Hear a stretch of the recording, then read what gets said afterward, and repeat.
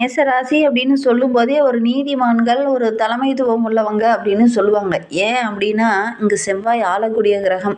இப்போ பஞ்சபூதங்கள்ல பார்க்கும்போது நெருப்பு தத்துவத்த அடிப்படையாக கொண்ட ஒரு ராசியில மேஷம், சிம்மம், தனுசு இதெல்லாம் வந்து பஞ்சபூதங்கள்ல நெருப்பு தத்துவத்த அடிப்படையாக கொண்ட ராசிகள். இதனால இவங்களுக்கெல்லாம் தலைமை பொறுப்பு அப்படிங்கிறது இவங்க தேடி போகணுங்கிற அவசியம் இல்ல. வீட்லயும் சரி, வெளியிலயும் சரி, வேலை செய்ற இடத்துலயும் சரி, தலைமை பொறுப்பு இந்த மேசராசி என்பவர்கள்லாம் தேடி வரும். அதே மாரி ஒரு சிலருக்கெல்லாம் அரசாங்க உத்தியோகமே இந்த மேசராசியில பிறந்தவங்களுக்கு டக்குன்னு கிடைக்கும். கொஞ்சம் முயற்சி பண்ணாங்கன்னா, நல்லா கிடைக்கக்கூடிய யோகமுள்ள ராசி இந்த மேசராசி அப்டின்னே சொல்லலாம். ரொம்ப பொறுமையானவங்க, ஒவ்வொருவருடைய உணர்ச்சிகளுக்கும் ரொம்ப மதிப்பளிக்கக்கூடியவங்க இந்த மேசராசி என்பர்கள் அப்டின்னே சொல்லலாம். உறவுகளோட அதிகம் இருக்கிறதா பெரும்பாலும் இந்த மேசராசி என்பர்கள் விரும்புவாங்க. தனி குடித்தனம் இருக்கிறது, அதே மாரி உறவுகள பிரிந்து இருக்கிறது, இதெல்லாம் அவங்களுக்கு பிடிக்காது. அவங்களோட சேர்ந்து இருக்கிறது தான் பெரும்பாலும் இந்த மேசராசி என்பர்களுக்கு பிடிக்கும்.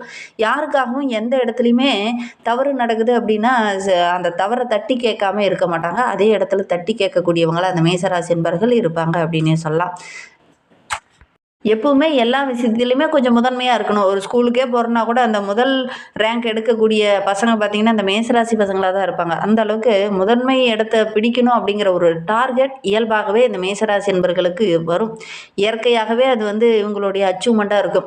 ஒரு தொழிலே செய்றாங்கன்னா கூட, இந்த தொழில்ல நான் முன்னுக்கு வரணும் அப்படிங்கிற மாரி போட்டி போட்டு முன்னுக்கு வரக்கூடியவங்களா அந்த மேசராசி என்பர்கள் இருப்பாங்க அப்படின்னே சொல்லலாம். வேலை செய்ற இடத்துல கூட அந்த டாப் இடத்த பிடிக்கிறதுக்காக கொஞ்சம் கூடுதலா எஃபெக்ட் போடுவாங்க இந்த மேசராசி என்பர்கள் அப்படின்னே சொல்லலாம். எல்லா இடத்துலயுமே கொஞ்சம் முதன்மையா இருக்கணும். ஏன்னா 12 ராசிகள்லயே முதன்மையா இருக்கக்கூடிய ராசி என்பதனால அந்த முதல் இடத்த பிடிக்கிறது இவங்களுக்கு இயல்பாகவே இயற்கையாகவே கொஞ்சம் ஆர்வம் அதிகம் அப்படின்னே சொல்லலாம். நீங்க பார்த்த உறவுகள் வகையில அல்லது நண்பர்கள் வகையில அல்லது நீங்களே கூட மேசராசி என்பரா இருந்தா இந்த முதல் இடத்த பிடிக்கணுங்கிற ஆசை இயல்பாகவே உங்களுக்கு இருக்கா அப்படிங்கிறத மறக்காம எங்களுடைய கமெண்ட் பாக்ஸ்ல தெரிவிங்க. இந்த மேசராசி என்பர்கள் பார்த்துட்டு இருக்கீங்க அப்படின்னா இந்த மேசராசி என்பர்களுக்கு பெரும்பாலும் பார்த்தீங்கன்னா உங்களுடைய குலதெய்வம் ஒரு பெண் தெய்வமா இருக்கும்.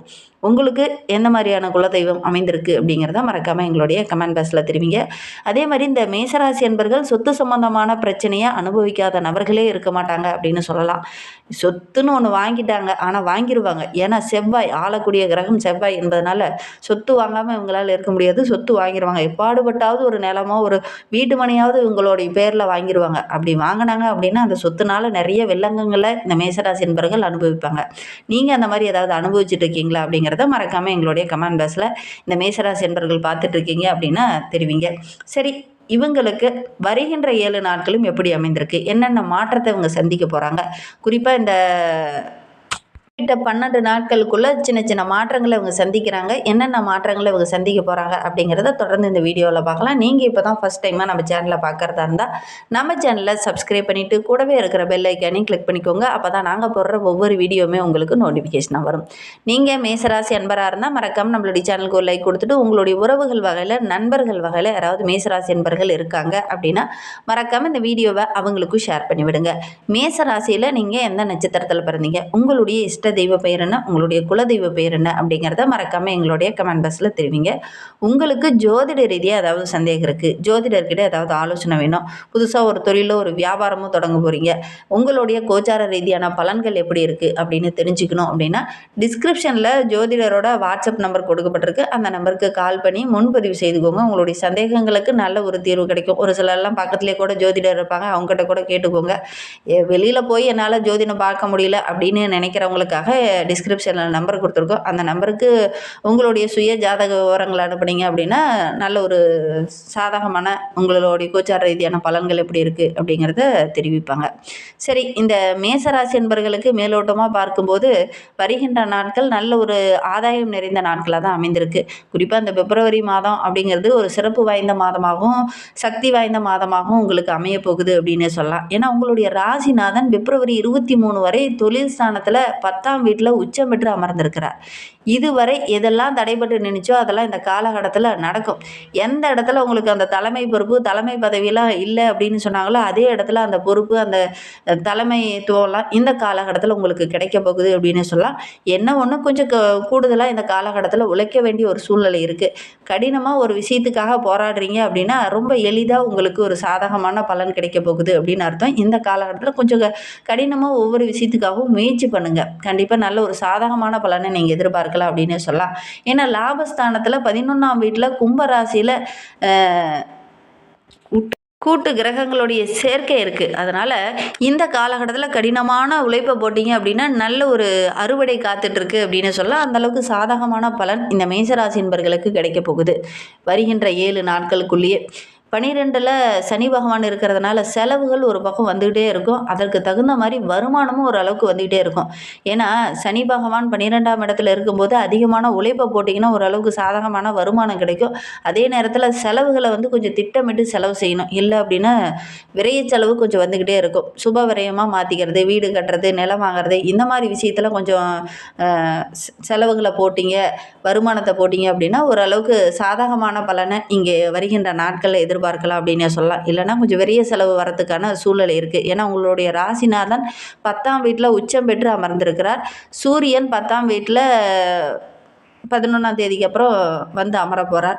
புதன் 11ஆம் வீட்டில் கும்பராசியில் அமர்ந்திருக்கிறார். சனி பகவான் 12ஆம் வீட்டில் மீன ராசியில் அமர்ந்திருக்கிறார். ராகு பகவான் 11ஆம் வீட்டில் கும்பராசியில் அமர்ந்திருக்காங்க. கிரக அமைப்புகள் இந்த மாதிரி இருக்கிறதுனால நம்மளுடைய மேச ராசி என்பவர்களுக்கு இந்த காலகட்ட கிரக அமைப்பு ரொம்ப சாதகமாக இருக்குது. ஒரு பொன்னான காலம் அப்படின்னே சொல்லலாம்.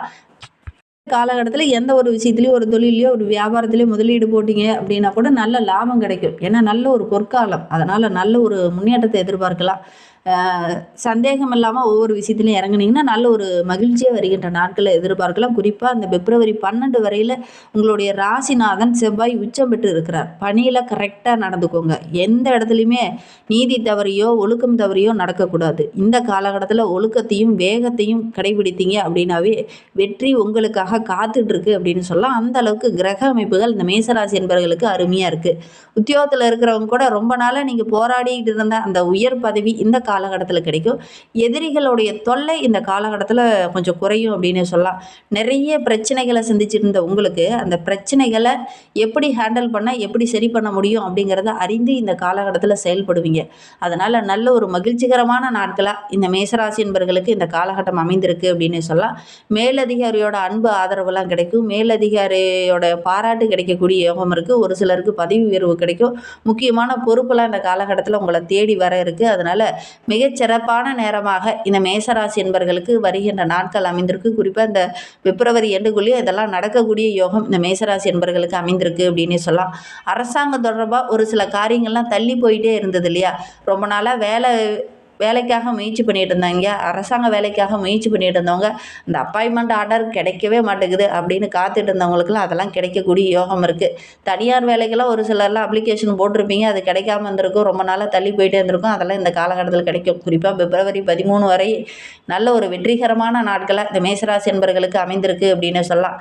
இந்த மாதத்தில் 2ஆம் பாதி அப்படின்னு எடுத்துக்கிட்டிங்கன்னா 11ஆம் வீட்டில் ராசிநாதன் செவ்வாய் நகரும்போது உழைப்பு அதிகமாக போடுவீங்க. அதற்கேற்றாற் போல் உங்களுடைய நெட்வொர்க்கிங்கும் அதிகமாக இருக்கும். நெட்வொர்க் அதிகமாக இருக்கும்போது ஒவ்வொருத்தருக்கிட்டையும் பேசும்போதும் பழகும்போதும் கொஞ்சம் கவனமாக இருக்கணும். வியாபார ரீதியாக நிறைய நபர்களை சந்திப்பீங்க இல்லையா? அவங்கக்கிட்டலாம் பேசும்போது கொஞ்சம் கவனமாக பேசணும். பேச்சில் நிதானமாக இருக்கணும், பொறுமை இருக்கணும்.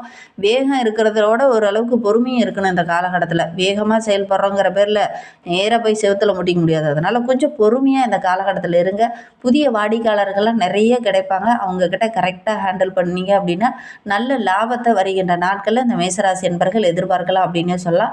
அதே மாதிரி இந்த மாத இறுதியில் செவ்வாய் ராகுடன் இணைந்திருக்கிறதுனால அரசாங்க சம்மந்தமாக ஏதாவது ஒரு யோகமான பலன்கள் ஒரு சிலர்லாம் கடை வைக்கிறதுக்காக அப்ளிகேஷன் போட்டிருப்பீங்க, அது கிடைக்காம உரிய அங்கீகாரம் கிடைக்காம இதனால் வரைக்கும் இழுப்பறியாக கொஞ்சம் இருந்திருக்கும், அதெல்லாம் கிடைக்கும். அதே மாதிரி அரசாங்க வேலைக்காக முயற்சி பண்ணுறவங்களுக்குலாம் நல்ல ஒரு சாதகமான பலன் கிடைக்கும்.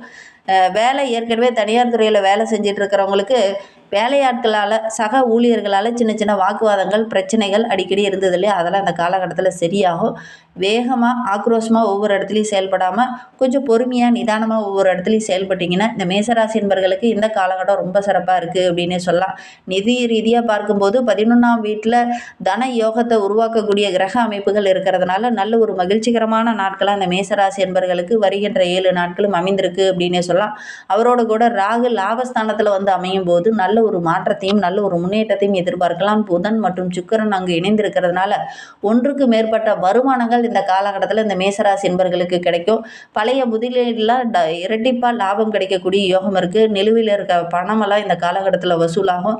பங்குச்சந்தையெல்லாம் ஏற்கனவே முதலீடு போட்டிங்கன்னா கூட அதெல்லாம் இந்த காலகட்டத்தில் நல்ல லாபத்தை பெற்றுத்தரும். இருந்தாலும் 12ல் சனி பகவான் இருந்திருக்கிறதுனால இந்த காலகட்டத்தில் வருமானம் வர்றப்பயே ஒரு சிறந்த முறையில் ஒரு செலவுகளையும் செஞ்சுருங்க. அதுவும் லாபகரமான செலவாக இருந்தது அப்படின்னா ரொம்ப நல்லது. வீடோ அல்லது மனையோ அல்லது பொன்பொருளோ இதெல்லாம் வாங்கி போடுங்க.